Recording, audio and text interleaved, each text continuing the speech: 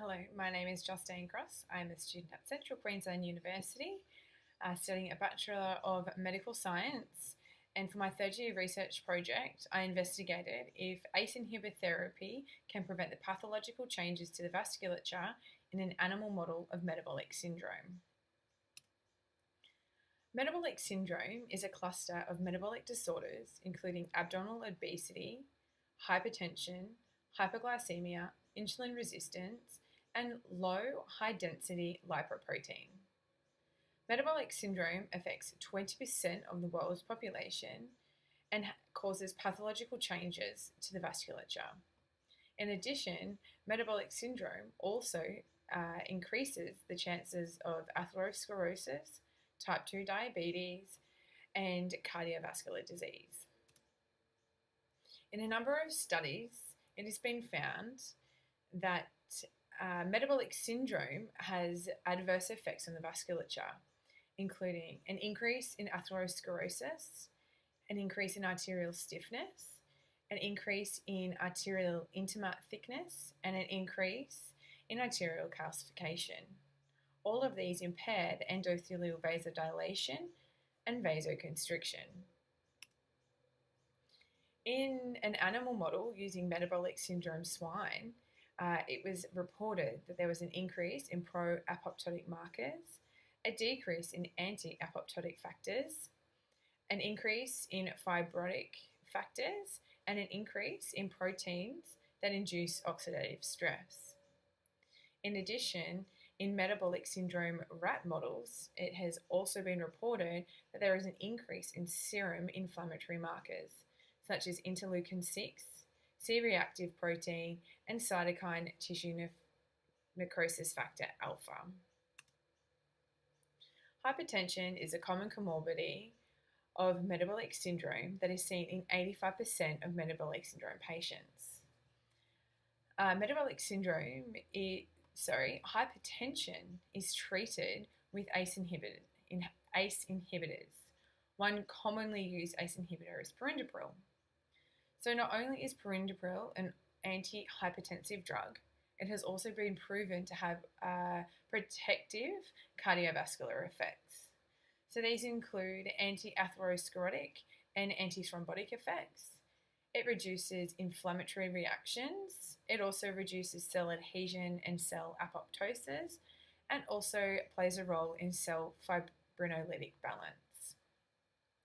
In a study by Osich and colleagues, it has been reported that there was an improvement in arterial elasticity in newly diagnosed hypertensive patients on perindopril treatment. So due to the effects of perindopril on the vasculature, the aim of the experiment was to determine if perindopril treatment has an effect on the pathological changes to the vasculature of rodents with metabolic syndrome.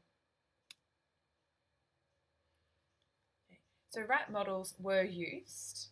The rats used for the experiment were approved by the Central Queensland University Ethics Approval Board with ethics approval number 19937. So the rats used in the experiment were obtained at 16 weeks of age, and male Wistar Kyoto rats were used for the healthy control, and these rats were also used for the healthy control on perindopril treatment. Spontaneously hypertensive rats were used for the spontaneously hypertensive and obese rats. They were also used for the spontaneously hypertensive and obese rats on perindopril treatment. So to induce obesity and hypertension, the rats were fed a high fat and high carbohydrate diet for 20 weeks. And for the rats that were on the perindopril treatment, this was the rats, half of the healthy rats and half of the spontaneously hypertensive and obese rats. They were administered a perindopril treatment for the last 12 weeks of their fat feeding, which is from 24 to 36 weeks of age. and they were fed 1 milligram per kilogram of body mass per day. The animals were euthanized using a sodium pentobarbital injection, and death was confirmed by the lack of blink and pedal reflexes. The rat's aorta was isolated, the fat was removed, and the aorta was cut into 5 millimeter sections, which was suspended in an organ bath of thyroid solution, which was gassed with oxygen and carbon dioxide and maintained at 37 degrees. And this was done to mimic the natural environment of the aorta. The tissue was then tensioned to 10 meganewtons. To pre-contract the aorta, the tissue was administered with noradrenaline. Then accumulative concentrations of acetylcholine was added to the bath to induce endothelial-dependent vasodilation. The aorta, or the organ bath, was then washed and allowed to equilibrate for 30 minutes. Then the aorta was again pre-contracted with noradrenaline. Then there was accumulative concentrations of sodium nitroprusside to induce endothelial independent vasodilation. The dose-response curves of the aorta vasodilation was recorded on a transducer attached to an Apple iMac computer through PowerLab and chart software. The data was expressed as mean plus or minus a standard deviation, and the dose responses were expressed as log EC50. The data was analysed using a two-way ANOVA and Tuckey post-hoc test. This here is the results of the vasodilation using acetylcholine. So it's the endothelial dependent vasodilation. So as you can see, the contrast between the blue line, which is the healthy rat, and the green line, which is the spontaneously hypertensive and obese rat, or the metabolic syndrome rat. But the metabolic syndrome rat has a decreased vasodilation. And then if you compare the green line of the spontaneously hypertensive and obese rat and the purple line, which is the spontaneously hypertensive and obese rat on perindopril treatment, you can see that perindopril treatment has improved the vasodilation, or the endothelial dependent vasodilation of the aorta. This here is the graph of the endothelial independent vasodilation using sodium nitroprusside. Again, in the green line is the spontaneously hypertensive and obese rats, and comparing that to the blue line, which is the healthy rats, you can see that metabolic syndrome does affect the vasodilation in the metabolic syndrome rats. And then if you compare the green line to the purple line, which the green line is the spontaneously hypertensive and obese rats, and the purple line is the spontaneously hypertensive obese rats on perindopril treatment, again, the perindopril treatment also improves the endothelial independent vasodilation in metabolic syndrome rodents. So in discussion, there are two key results that were found in the experiment. So one is that the metabolic syndrome does in fact have an effect on the vasculature in metabolic syndrome rodents. So it decreases vasodilation. And then that ACE inhibitor therapy, such as perindopril, it does have an effect on the vasculature in metabolic syndrome rodents. So it improves the vasodilation in metabolic syndrome rats. So significant differences were found between the healthy and the metabolic syndrome rats in their endothelial dependent and independent vasodilation of the rat aorta. So in the endothelial dependent rats, was only a significant difference between the two at a concentration of 10 to the minus 4 mole concentration of acetylcholine. So although there was no significant differences on on lower concentrations of acetylcholine, there was a trend. So as seen in the graph, there was differences, so the significance was only found at 10 to the minus 4 mole. In contrast, the endothelial independent vasodilation using sodium nitroprusside was significant from 10 to the minus 8 mole to 3 by 10 to the minus 5 mole. So there were a lot more significant differences throughout the endothelial independent vasodilation. So these results align with the literature on human and animal studies, stating that there is an adverse effect to the vasculature in metabolic syndrome.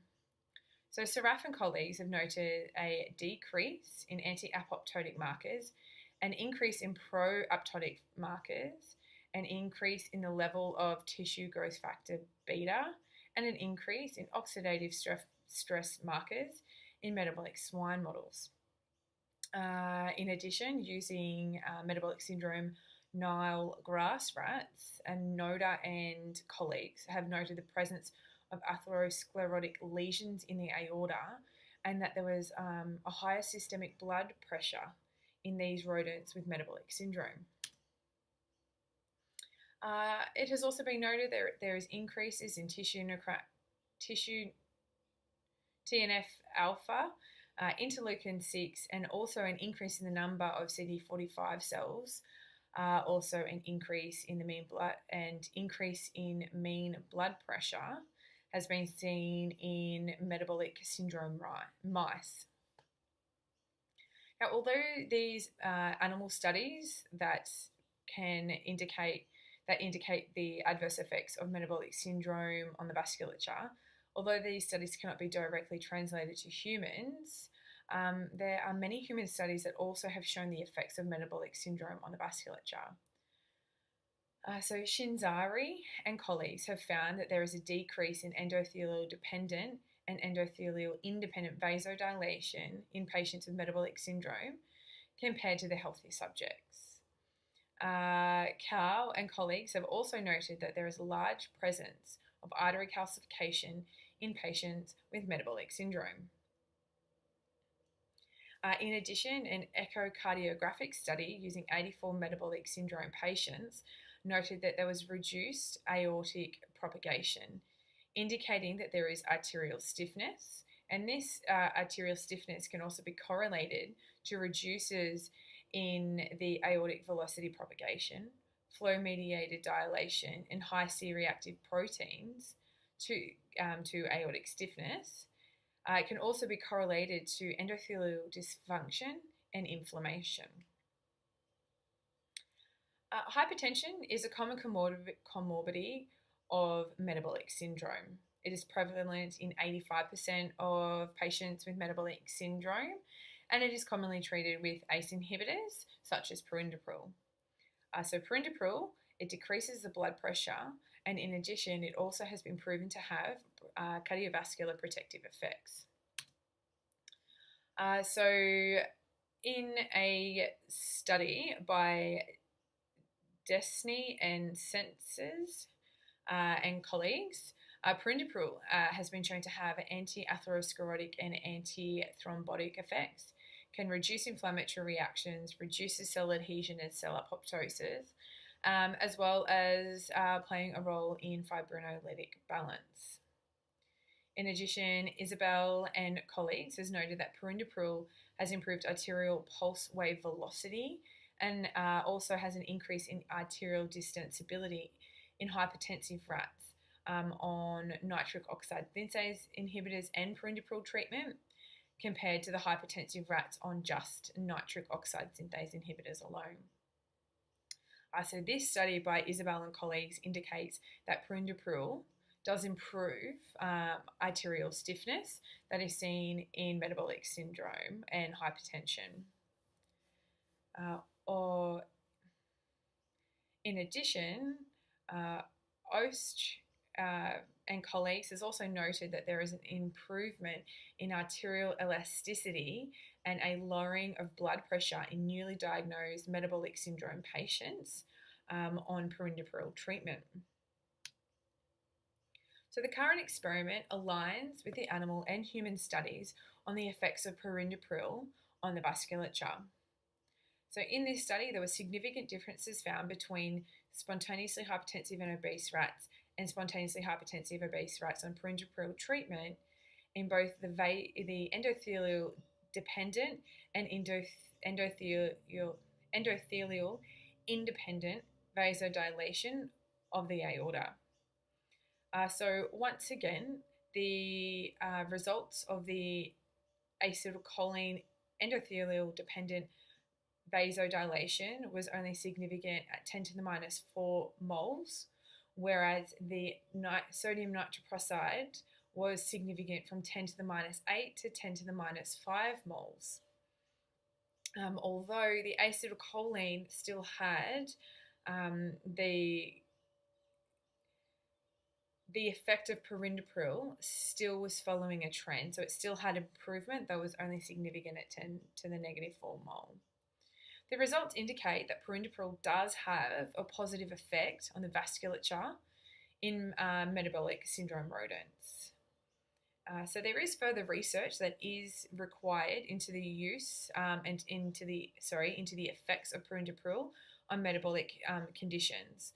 So extra research into the effect on insulin resistance is a potential further direction for the research, as this research was looking at more so the effects of perindopril on the hypertension comorbidity of metabolic syndrome. Results can provide researchers and health practitioners additional knowledge on the use and the effects of perindopril in metabolic syndrome.